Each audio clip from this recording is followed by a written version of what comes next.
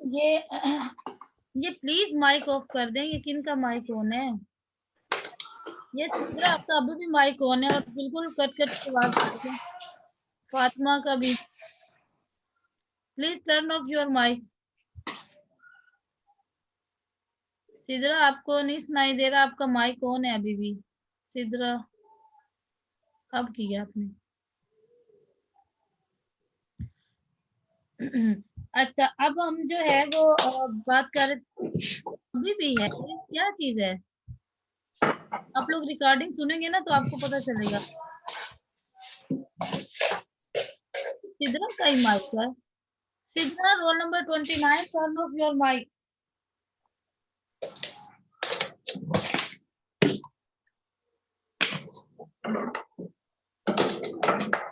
सिद्रा क्या कर रही है?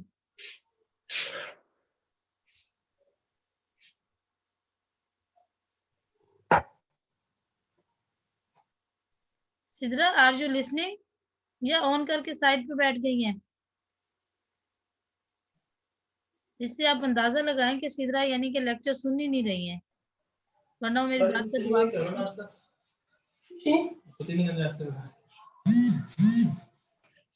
सिद्रा, माइक ऑफ कर दें।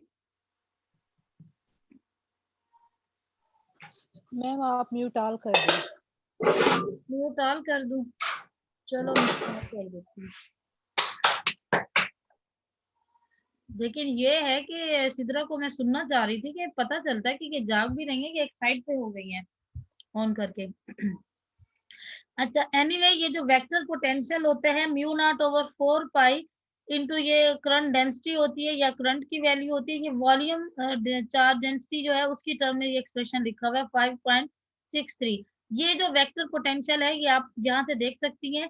ये इक्वेशन 5.63 का वेक्टर पोटेंशियल हमने वहां पे यूज किया है।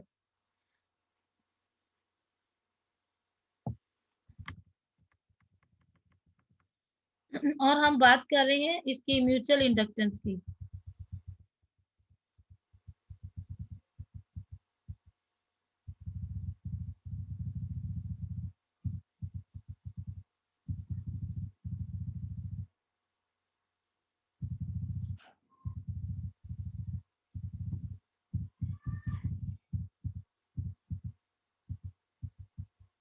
हाँ,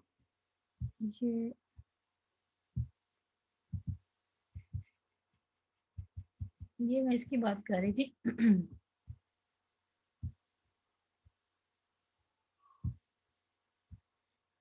म्यूचुअल इंडक्टेंस जो है यानी कि हमारे पास, अगेन मैं इसको डिफाइन कर देती हूँ। If we have two loops and the current is flowing in the loop number 1 and due to current in the loop number 1 a flux is generated in loop number 2 and that flux is directly proportional to the amount of current flowing in the loop number 1. The constant of proportionality is called the mutual inductance. अच्छा, एक चीज ध्यान में रखिएगा कि ये जो current है लूप नंबर 1 में, ये जस्ट यहाँ पे मैग्नेटिक फील्ड जनरेट नहीं कर रहा, यानी कि खाली इसमें फ्लक्स चेंज नहीं हो रहा, इसमें चेंज नहीं हो रहा, इसके अंदर भी एक ईएमएफ जनरेट हो रही है इस करंट की वजह से। एक तो इस करंट की वजह से इस लूप 2 के ऊपर इफेक्ट हो रहा है, एक इस करंट की वजह से इस लूप के अंदर अपना इफेक्ट हो रहा है। तो इस लूप 1 की वजह से जो लूप 2 के ऊपर इफेक्ट होता है, वो जो कांस्टेंट ऑफ प्रोपोर्शनैलिटी होती है वो म्यूचुअल इंडक्टेंस बताता है। लेकिन जो इस करंट की वजह से लूप 1 के अंदर फील्ड चेंज होती है उसको हम कहते हैं सेल्फ इंडक्टेंस। आप देखिए इनके नेम से भी जाहिर है, सेल्फ इंडक्टेंस यानी कि ये वो वाली प्रोपोर्शनैलिटी फैक्टर है जो करंट जो है वो लूप 1 में जो करंट है वो लूप 1 के अंदर फील्ड को चेंज कर रहा है। वो म्यूचुअल इंडक्टेंस, वो दे रहा है सेल्फ इंडक्टेंस।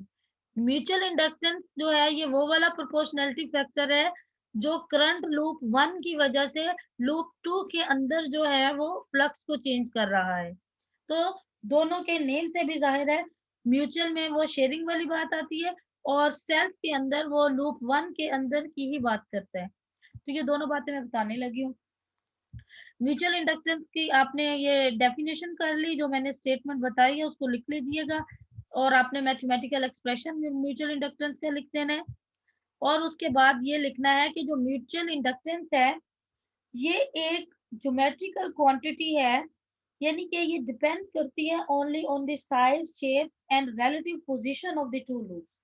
म्यूचुअल इंडक्टेंस जो है ये छोटी छोटी बातें मैं इसलिए बता रही हूँ कि आपसे पूछी जा सकती हैं। ये एक ज्योमेट्रिकल फैक्टर है और म्यूचुअल इंडक्टेंस जो है वो जस्ट लूप की शेप के ऊपर डिपेंड कर रही है और ये डिपेंड कर रही है कि लूप 2 लूप 1 से कितने डिस्टेंस पर है। अगर लूप 2 जो है बहुत ज्यादा डिस्टेंस पर होगा तो कम फील्ड लाइन पास होंगी और आपके पास जो है वो म्यूचुअल इंडक्टेंस की वैल्यू भी कम होगी। तो म्यूचुअल इंडक्टेंस एक ऐसा प्रोपोर्शनैलिटी फैक्टर है जो करंट आई के ऊपर डिपेंड नहीं कर रहा, ठीक है, इस लूप की ज्योमेट्री के ऊपर डिपेंड कर रहा है। ये बहुत इंपॉर्टेंट चीज है, ठीक है।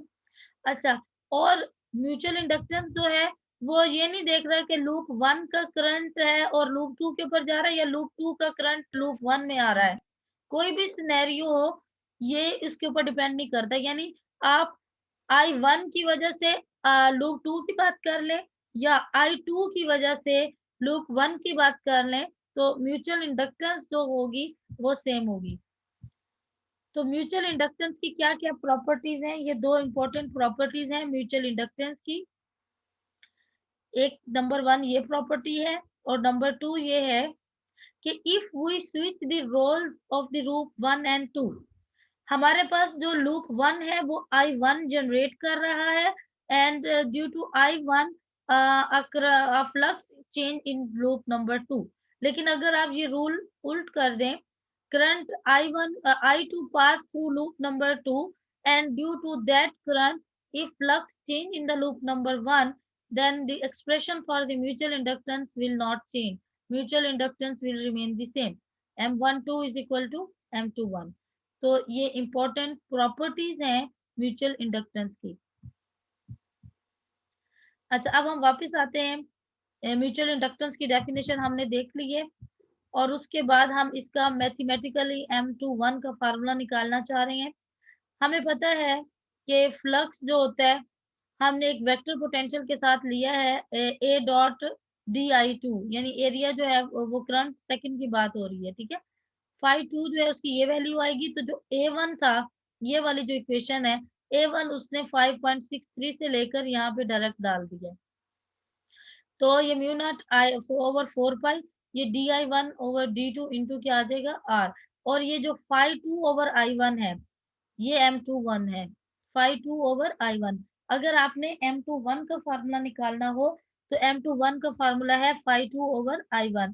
तो फाई 2 आपने इस तरीके से निकाल लिया, ठीक है, और I1 से ये आपके पास म्यूचुअल इंडक्टेंस का फार्मूला आ गया।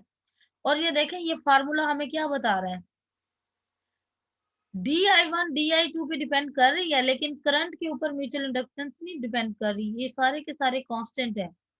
लेकिन हाँ, म्यूचुअल इंडक्टेंस जो है वो R के ऊपर डिपेंड कर रही है, जो कि R जो है सेपरेशन डिस्टेंस है दोनों के दरमियान, कि करंट 1 और 2 जो है ये DI1 और D2, अगर R को आप बढ़ा देंगे तो ये म्यूचुअल इंडक्टेंस कम हो जाएगी। तो म्यूचुअल इंडक्टेंस जो है इज इनवर्सली रिलेटेड, ये इसकी थर्ड प्रॉपर्टी भी आप कर सकती हैं, is inversely related with the distance between the two loops. अगर ये ज्यादा हो जाएगा तो ये कम हो जाएगी, ये कम होगा तो म्यूचुअल इंडक्टेंस उतनी ज्यादा होगी, और ये लॉजिकल भी बात ट्रू है। तो ये तीन प्रॉपर्टीज जो है इसकी आपने याद रखनी है म्यूचुअल इंडक्टेंस की। म्यूचुअल इंडक्टेंस की डेफिनेशन करनी है और उसके बाद आपने म्यूचुअल इंडक्टेंस का मैथमेटिकल फार्मूला। अच्छा, वो ये कह रहा है कि ये जो हमारे पास इक्वेशन आई है म्यूचुअल इंडक्टेंस की, जिसमें ये DI1 DI2 और R यानी इसके ऊपर डिपेंड कर रही है म्यूचुअल इंडक्टेंस, वो कह रहा है कि ये जो है ये चीज हमें ये बता रही है what ever the shape and position of the loop the flux through 2 when we run a current I around 1 is identical to the flux through I when we send the same current I around 2। ये जो है M12 is equal to M21, इस equation का physical मतलब क्या है, ये जो हमने लिखा है कि म्यूचुअल इंडक्टेंस 1 में 2 में 1 की वजह से बात कर लें या 1 के अंदर 2 की वजह से बात कर लें तो mutual inductance What is the physical meaning of this equation number 7.23? So physical meaning of this equation is this, and this tells us that whatever the shape and position of the loops, जो flux होगा 2 के अंदर due to 1 will be equal to the flux in 1 due to 2। ठीक है, तो ये आपने physical meaning इस इक्वेशन का करना है। प्रॉपर्टीज जो 3 है म्यूचुअल इंडक्टेंस की वो करनी है, म्यूचुअल इंडक्टेंस की डेफिनेशन और म्यूचुअल इंडक्टेंस का फार्मूला। और ये जो फार्मूला है 7.22, इसको न्यूमैन फार्मूला भी कहा जाता है। और न्यूमैन फार्मूला जो है ये हमें बताता है इस फार्मूले की क्या प्रॉपर्टी है। ये डबल इंटीग्रल को डील करता है। ठीक है, double Neumann formula involves a double line integral, one integration around the loop number 1 and the second around 2। ठीक है, न्यूमैन फार्मूला अगर पूछा जाए क्या है तो ये 7.22 है। और ये भी अगर पूछा जाए कि क्या न्यूमैन फार्मूला के अंदर सिंगल लाइन इंटीग्रल होता है या डबल होता है, तो आपको पता होना चाहिए ये डबल लाइन इंटीग्रल को डील करता है। और डबल लाइन इंटीग्रल जो 2 लूप्स आपके पास होते हैं उनके ऊपर होता है। ये नहीं है कि एक ही लूप के ऊपर आप डबल इंटीग्रेशन कर रही हैं, नहीं। DI1 और DL1 और D2 जो है ना, ये फर्स्ट और सेकंड लूप की बात हो रही है। तो म्यूचुअल इंडक्टेंस आपको क्लियर होगी। और अब अगर आपको जो है फॉर एग्जांपल ये एक 7.1010 न्यूमेरिकल है, ये बहुत इंपॉर्टेंट है। सोलिनाइड और टोराइड के न्यूमेरिकल्स काफी इंपॉर्टेंट होते हैं और ये बड़े इंटरेस्टिंग भी है। इसमें आपके पास एक सोलिनाइड है, उसकी लेंथ L है, रेडियस A है, N1 उसमें नंबर ऑफ टर्न्स है पर यूनिट लेंथ के अंदर। और जो इंफॉर्मेशन है सेकंड इसके अंदर lies on the axis of a very long solenoid. 2 solenoid है, ठीक है, एक छोटा है और एक बहुत बड़ा है। जो बड़े की इंफॉर्मेशन है वो ये वाली है। Current I flows in the short solenoid. अब देखिए जब आप इस छोटे सोलिनाइड के अंदर, स्मॉल सोलिनाइड के अंदर करंट आप पास करेंगे, that current will generate a flux that will pass through the long solenoid. So what will be the value of that flux? आपको मैथमेटिकल फार्मूला मैंने अभी बता दिया है, तो उसी फार्मूला को मद्देनजर रखते हुए आपने ये एग्जांपल करनी है और फ्लक्स की वैल्यू निकालनी है। फ्लक्स हमें पता है इंटीग्रल होता है B डॉट डी ए। ठीक है, कहीं भी आ तो हमें मैग्नेटिक फील्ड पता होनी चाहिए सोलिनॉइड के अंदर क्या है। तो फील्ड की वैल्यू जो है म्यू नॉट ये आती है, ये भी आप लोगों ने एफएससी में की हुई है। ठीक है, तो फ्लक्स की value B dot D A करके उसने निकाल ली है और फ्लक्स ये आएगा। और अगर आपसे म्यूचुअल इंडक्टेंस, क्योंकि हमें पता है म्यूचुअल इंडक्टेंस होती है flux over current F phi over I, तो यहाँ से आप म्यूचुअल इंडक्टेंस भी निकाल सकते हैं। ठीक है, तो दोनों चीजें आपने निकालनी है और ये न्यूमेरिकल आपने करना है। और अगर ये न्यूमेरिकल समझ ना आए 7.10, अगेन वो रियल फिजिक्स की जो वीडियो है चैप्टर नंबर 7 की, आप उस पर चले जाएं, आपको ये सारा क्लियर हो जाएगा। ठीक है, वीडियो का लिंक आपको मैंने ऑलरेडी भेजा हुआ है। नेक्स्ट है सेल्फ इंडक्टेंस क्या होती है। ठीक है, एक है म्यूचुअल, एक है सेल्फ इंडक्टेंस। ठीक है, सेल्फ इंडक्टेंस की हम बात करते हैं।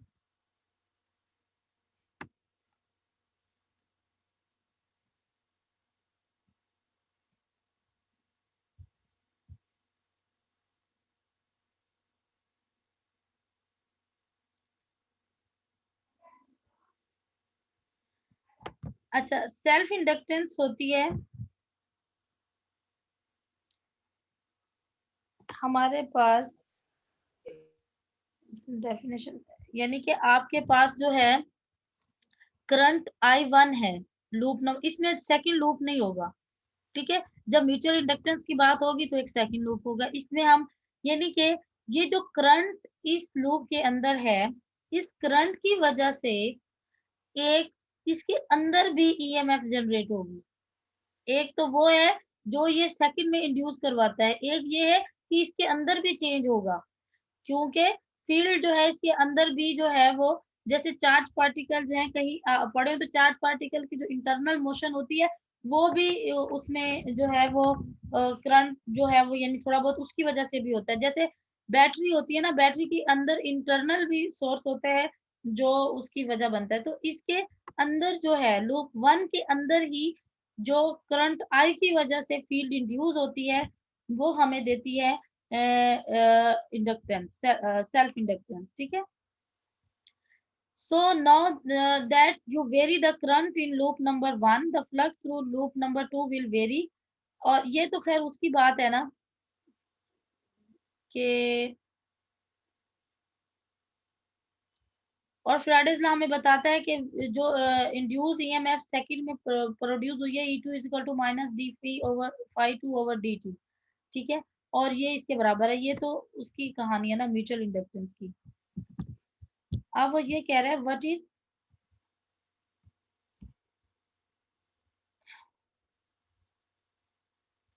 अब देखिए एवरी टाइम जब हम म्यूचुअल इंडक्टेंस की बात करते हैं, every time we change the current in the loop number 1 and induced current will flow in the loop number 2 even though there is no wire connecting them.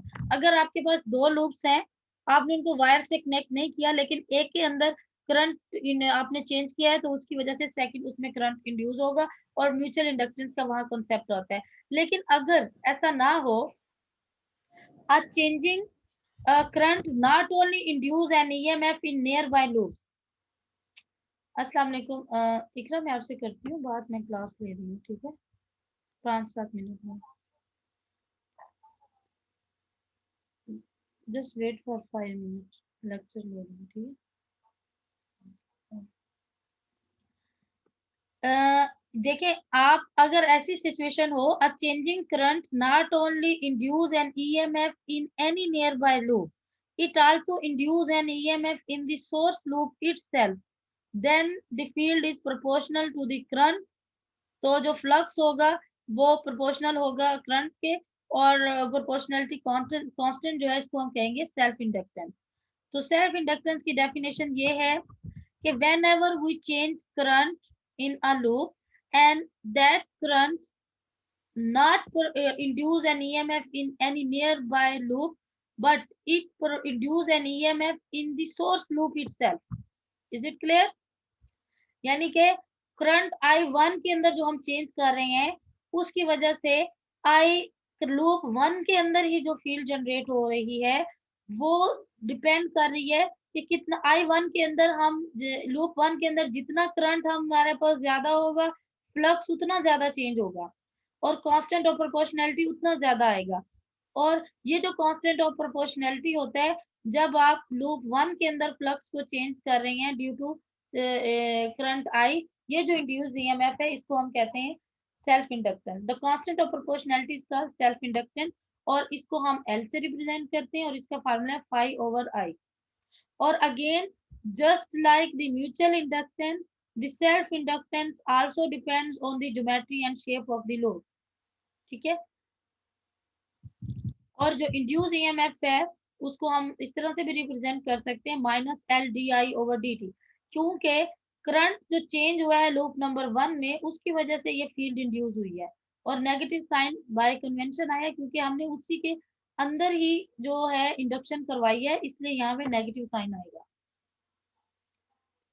तो inductance जो है इसके इंडक्टेंस के जो यूनिट होते हैं वो हेनरी हैं, और एक हेनरी जो है वो होता है वोल्ट सेकंड पर एम्पेयर, ठीक है। तो ये याद रखिएगा, और इसका मैथमेटिकल एक्सप्रेशन ये होता है, और एल की वैल्यू फाई ओवर आई होती है।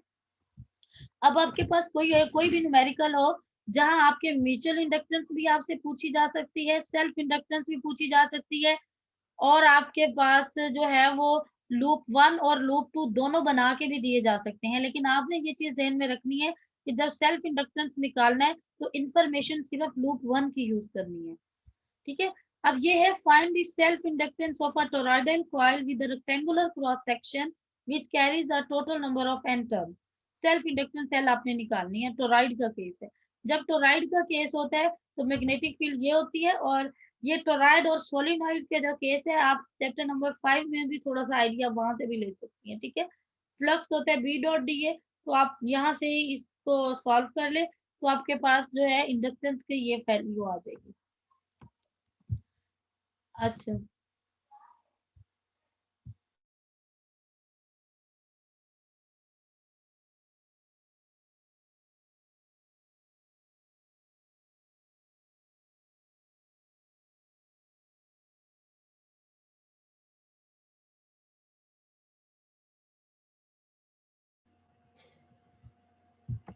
अच्छा, इंडक्टेंस आपने ये मालूम कर ली। और अच्छा, उसके बाद है एक लेंजिस लॉ होता है। लेंजिस लॉ जो है ये जस्ट एक लॉ है जो आपको डायरेक्शन बताता है कि इंड्यूस ईएमएफ जो है उसकी डायरेक्शन क्या होगी। ठीक है, तो Lenz's law which is enforced by negative sign indicates that the EMF in such a direction as to oppose any change in the current। और ये जो लेंजिस लॉ है, for this reason it is called back EMF. यानी कि ये जो हमारे पास induce current आता है, जैसे हमने ये बात की है इसकी, ठीक है, ये लेंजिस लॉ के वजह से यहाँ पे नेगेटिव साइन आया है कि जो ईएमएफ है वो अपोज करती है करंट के चेंज को। ठीक है, उसके ऑपोजिट जाती है, उस ऑपोजिट की वजह से ये नेगेटिव साइन आता है। तो लेंजिस लॉ की डेफिनेशन भी आपने कर लेनी है।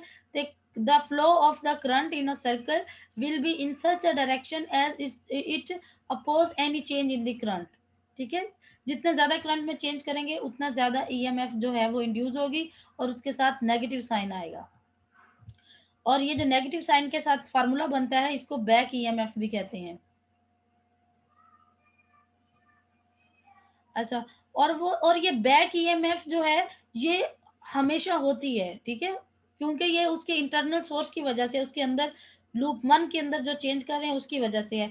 तो इसलिए वो कह रहे हैं कि whenever you try to alter the current in a wire, यानी अगर हम I1 को चेंज करना चाहें, पहले अगर 10 एम्पियर है उसको हम 20 एम्पियर करना चाहें, you must fight against this back EMF. तो हमें इस बैक ईएमएफ के अगेंस्ट जो है वो थोड़ा सा वर्क करना पड़ेगा।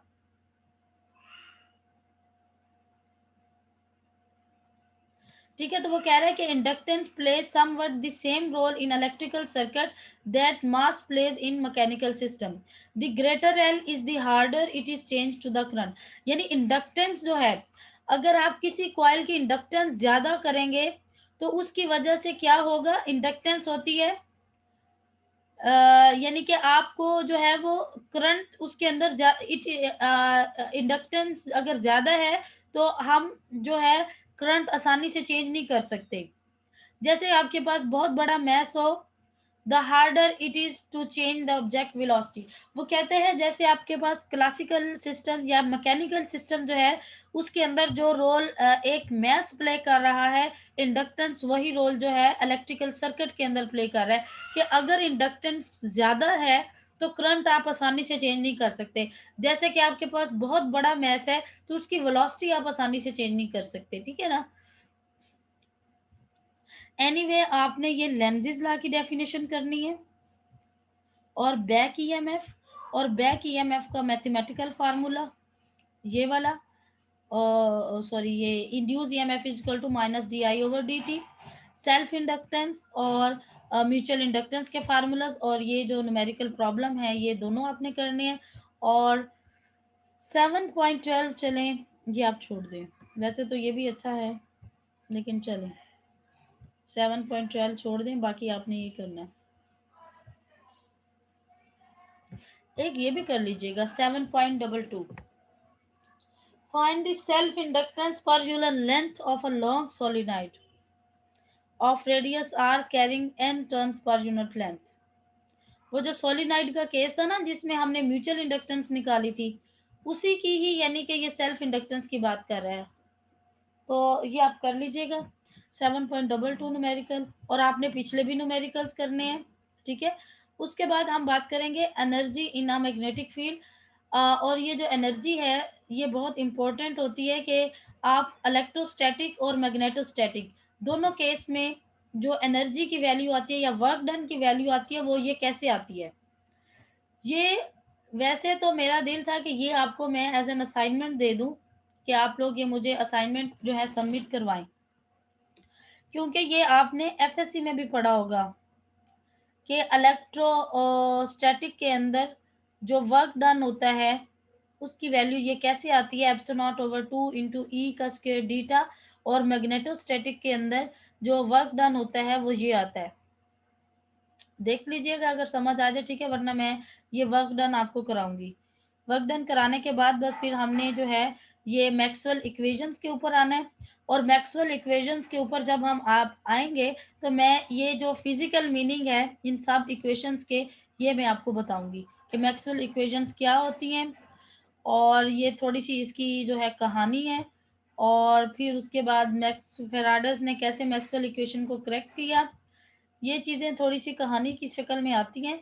और मैक्सवेल इक्वेशन जो हैं, अगर हमारे पास मटेरियल होता है किसी उसमें से जब पास हो रही होती है तो उनकी वैल्यू क्या होती है, तो ये थोड़ा सा हम यहाँ तक इस चैप्टर को करेंगे, ठीक है। फिर बस मैटर के अंदर भी करना पड़ेगा कि मैक्सवेल इक्वेशन मैटर के अंदर कैसे लिखी जाती हैं, वैक्यूम के अंदर कैसे लिखी जाती हैं। और आई थिंक बस ये यहाँ तक ही मैं कराऊंगी चैप्टर, ठीक है। और फिर हम नेक्स्ट चैप्टर नंबर 8 की तरफ आएंगे।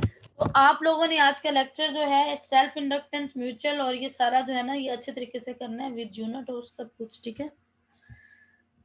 चलें ठीक है भाई, बहुत शुक्रिया आपका, इतनी देर आपने बर्दाश्त किया, सुना, ठीक है। तो ओके, फिर अपना ख्याल रखिएगा।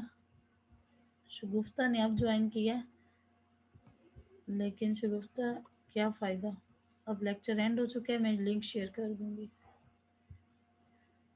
ओके जी, अल्लाह हाफिज़, टेक केयर। अल्लाह हाफिज। अल्लाह अल्लाह हाफिज़। हाफिज़ जी।